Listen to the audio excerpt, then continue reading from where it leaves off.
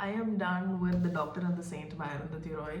I took the book really slow, started reading in I think November, and took my own sweet time for two reasons. One was it was sort of like a self-learning for me, and also through the notes and annotations, it was my way of retaining what I was reading. And the second reason why I took it very slow was because I wasn't fully aware of the caste politics in India. Although I know that it is still unfortunately prevalent and actively practiced in our country. The Doctor and the Saint is Arundhati Roy's commentary on B.R. Ambedkar's very last speech, the annihilation of caste, which was unfortunately not delivered.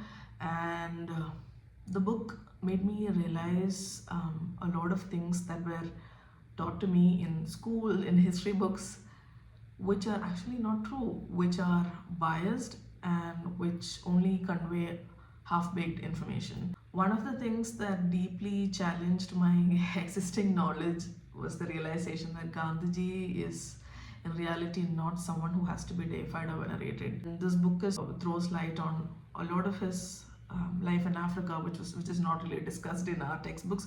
It just talks about this educated guy who came from Africa, who fought for the people there, for the Indians there, which is not true.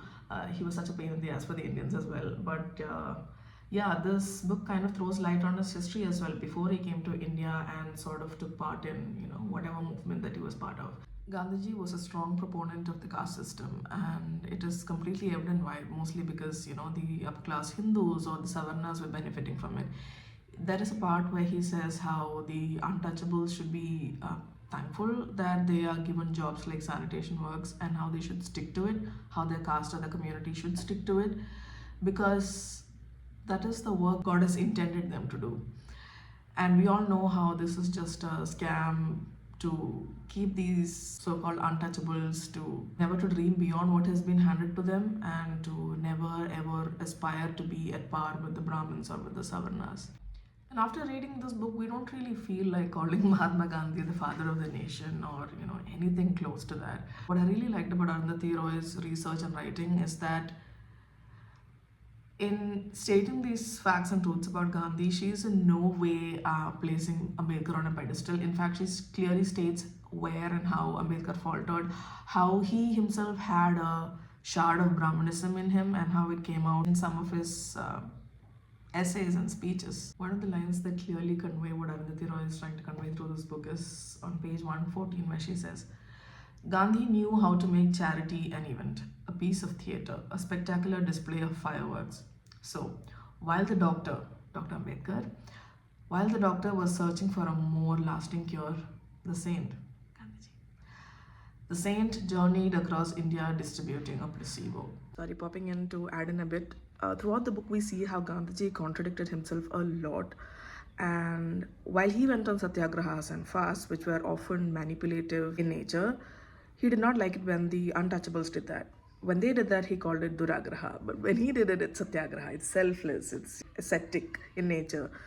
So this in itself shows how he is not someone who wanted secularism. He's not somebody who wanted equality. He's not really the person we were taught to believe. So yeah, that's a reality check for us.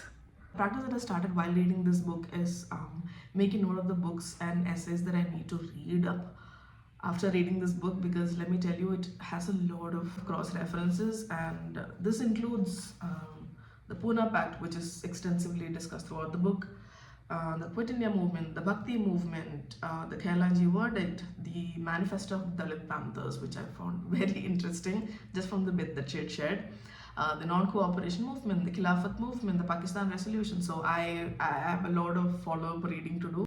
So if you're someone who is looking to read a piece of political commentary, I would highly recommend this book. For me, the reason why I decided to stick to this book despite realizing that there is a lot for me to read and understand is, what she has written in the very first page, which is, revolutions can begin and often have begun with reading. So if you're looking to educate yourself about the caste system in India, about Ambedkar, about Gandhiji, about everything we've been taught but are not really true, please read The Doctor and the Saint. Alright, that's all for today. I'll see you in the next one. Bye.